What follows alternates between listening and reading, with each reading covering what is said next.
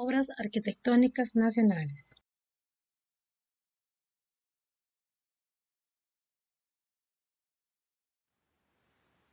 La arquitectura es conocida también como el arte del espacio, tiene la capacidad de plasmar el espíritu de la sociedad y de la época que la produjo. De modo general se denomina patrimonio histórico el conjunto de bienes de carácter cultural, tanto materiales como inmateriales, acumulados a lo largo del tiempo por una sociedad. Así se manifiesta su significado a través de las formas, los espacios, las técnicas y los materiales con que fue construida, así como su uso o función para la cual fue proyectada.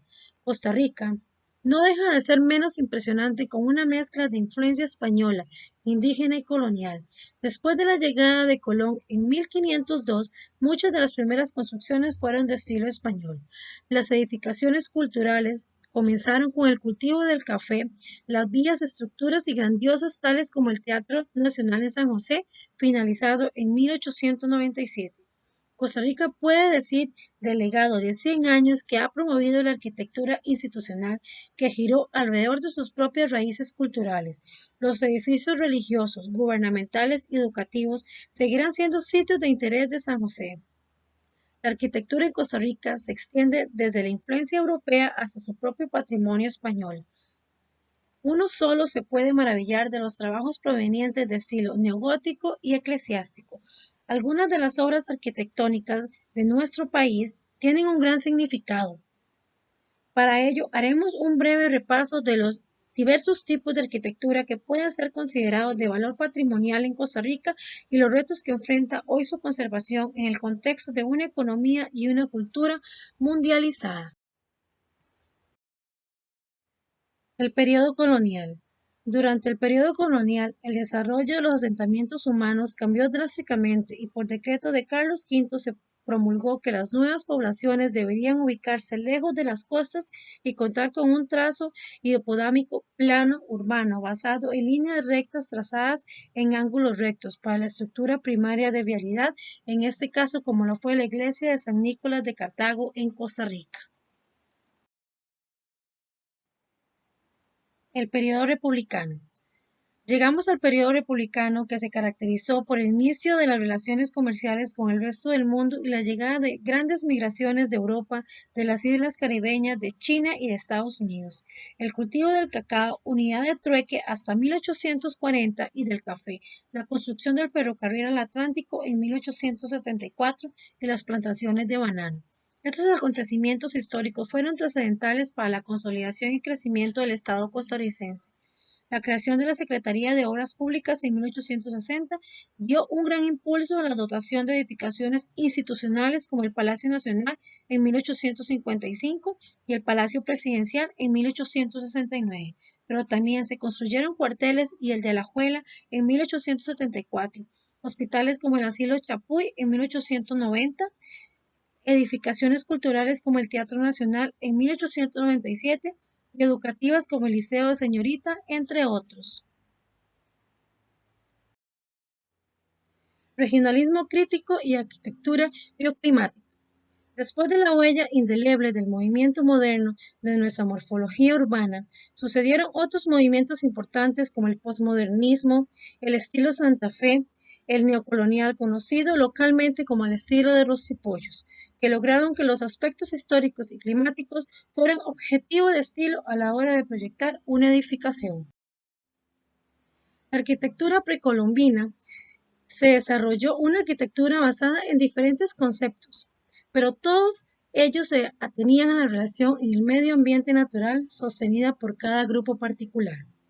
Las evidencias arqueológicas demuestran el uso generalizado en esta arquitectura de dos materiales principales, a saber, la arcilla y la piedra en forma de cantos rodados o piedras de río, además de utilizar materiales orgánicos, madera, caña y fibras vegetales, tanto para paredes como para techos, todos los cuales permitieron a las diferentes sociedades integrarse arquitectónicamente de modo orgánico con su medio ambiente natural. La arquitectura colonial de tradición española. Fue durante el siglo colonial donde se impuso en Costa Rica la antigua arquitectura de tradición mediterránea del adobe, pero como los indígenas conocían también la utilización arquitectónica del barro, Esto generó desde el principio un mestizaje cultural en este ámbito, el cual se tradujo en tres aspectos: los materiales de construcción utilizados, las técnicas aplicadas al proceso constructivo y la organización del trabajo indispensable para llevar a cabo las obras, en este caso, la ermita de Arosi en Cartago. Arquitectura neoclásica de influencia francesa.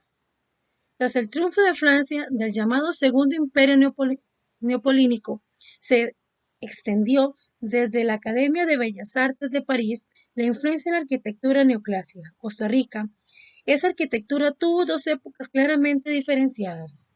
Una utilizaba las técnicas que le eran tradicionales, como la piedra labrada y la estructura metálica.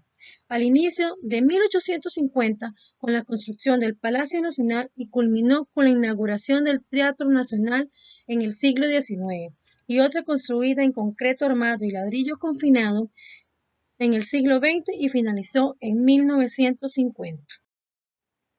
La arquitectura ecléctica fue una modalidad plástica y arquitectónica dispuesta a utilizar en su práctica diferentes fuentes históricas.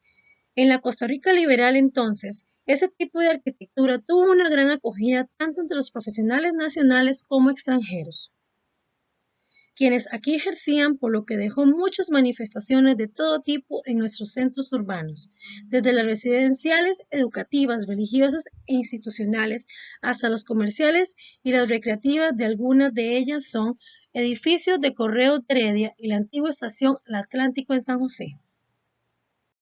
La arquitectura neogótica tuvo sus raíces en el influjo intelectual romántico que ocurrió por Inglaterra, Alemania y otros países nórdicos hacia 1840, basada en la arquitectura gótica de las grandes catedrales medievales europeas. Tuvo aquí en Costa Rica una gran acogida para la construcción de iglesias católicas en ciudades y pueblos, pues contaba además con la predilección de nuestro segundo obispo, Monseñor Thiel, quien era alemán.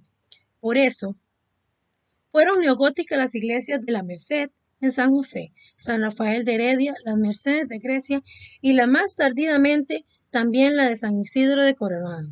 Y a pesar que tuvo poca o ninguna aplicación en la habitacional, el neogótico se utilizó en nuestro país para los centros hospitalarios, penitenciarios y militares, como el antiguo Hospital San Juan de Dios, el antiguo Asilo Chapuy, la Penitenciaría Central y los cuarteles de Cartago y de Punta Arenas.